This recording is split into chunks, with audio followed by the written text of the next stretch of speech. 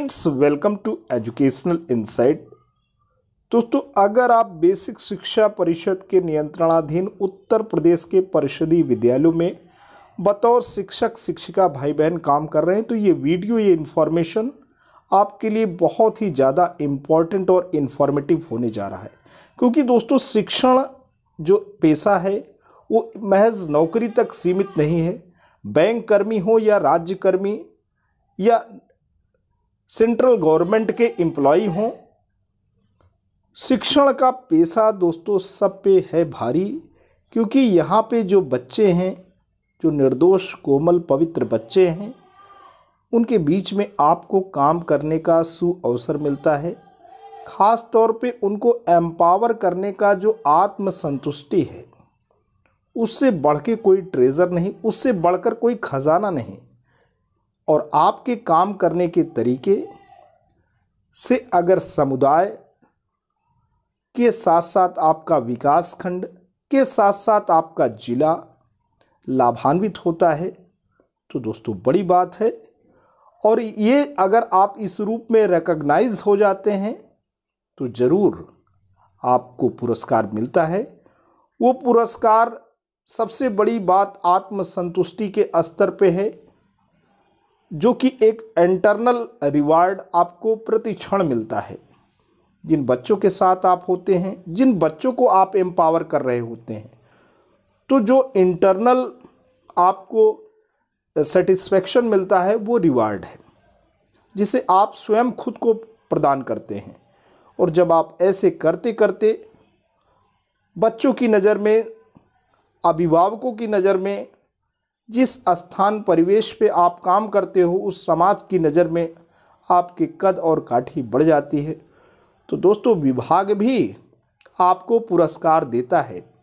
और विभाग जब आपको पुरस्कार देता है तो आपको जनपद स्तर से लेकर के राज्य स्तर तक के पुरस्कार मिल सकते हैं। और ये संभावनाएं आपको जनपद, राज्य, राष्ट्र से भी ऊपर ले जाती हैं। क्योंकि ये मानव समाज के बीच में जो दिया आप जला रहे हैं, जिस तरीके से आप ज़िंदगी में सुवास और फ्रेगरेंस भर रहे हैं, लोगों की ज़िंदगी को खुशनुमा और शक्तिशाली सशक्त बना रहे हैं, वो एक बहुत बड़ा पेशा है।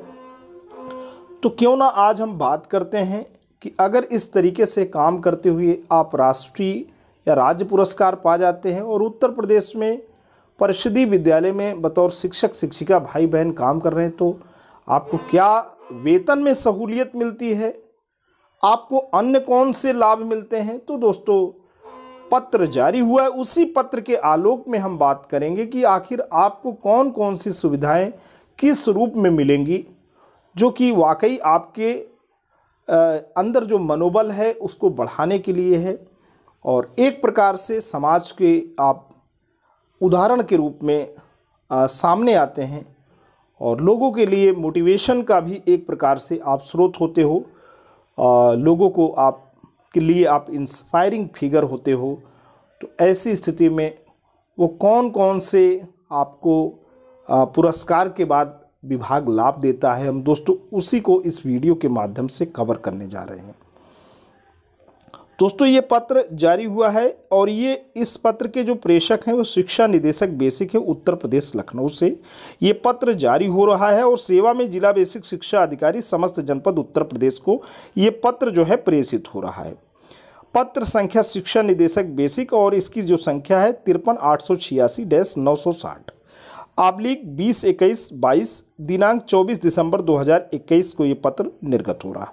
विषय है राष्ट्रीय या राज्य अध्यापक पुरस्कार प्राप्तकर्ता अध्यापकों या प्रधानाध्यापकों को प्रदान की जाने वाली सुविधाओं प्रोत्साहन लाभ के संबंध में।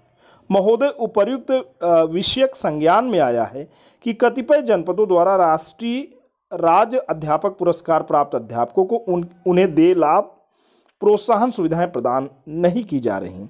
इस संबंध में अवगत कराना है कि परिषदीय प्राथमिक विद्यालय, परिषदीय उच्च प्राथमिक विद्यालय एवं सहायता प्राप्त उच्च प्राथमिक विद्यालय में कार्यरत राष्ट्रीय या राज्य अध्यापक पुरस्कार प्राप्त अध्यापकों या प्रधानाध्यापकों को निम्नलिखित प्रोत्साहन या लाभ सुविधाएं प्रदान किए जाने हेतु शासनादेश निर्गत है।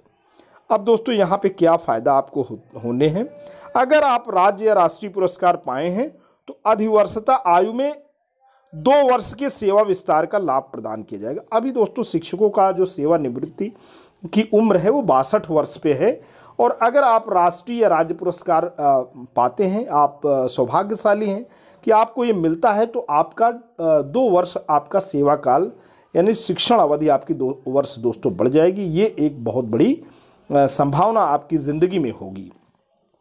और आगे बात करते हैं कि अतिरिक्त प्रोत्साहन के रूप में वेतन वृद्धि के बराबर वैयक्तिक वेतन स्वीकृत किया जाना। तो एक आपको वेतन वृद्धि का लाभ भी मिलता है, उसमें वो जो कि आपके वेतन में जुड़ता है। आगे तीसरा बिंदु जो है, परिवहन निगम की बसों में निःशुल्क यात्रा सुविधा प्रदान किया जाना, निदेशालय द्वारा यात्रा कूपन। तो जो उत्तर प्रदेश परिवहन निगम की बस हैं उसमें आप निःशुल्क यात्रा कर सकते हैं, और इसके लिए बाकायदा निदेशालय आपको कूपन प्रदान करता है। अतः उक्त के संबंध में मुझे आपसे यह कहने का निर्देश प्राप्त हुआ है कि अपने जनपद के ऐसे अध्यापक जिनको उक्त पुरस्कार प्राप्त है, उनके आवेदन के आधार पर संलग्न शासनादेशों के आलोक में आवश्यक कार्यवाही करना सुनिश्चित करें। और ये पत्र दोस्तों जारी हुआ है गणेश कुमार जी के माध्यम से। आप संयुक्त शिक्षा निदेशक हैं बेसिक में, कृत्य शिक्षा निदेशक बेसिक उत्तर प्रदेश लखनऊ। तो दोस्तों ये देख सकते हैं कि सेवानिवृत्ति 2 वर्ष बढ़ जाती है।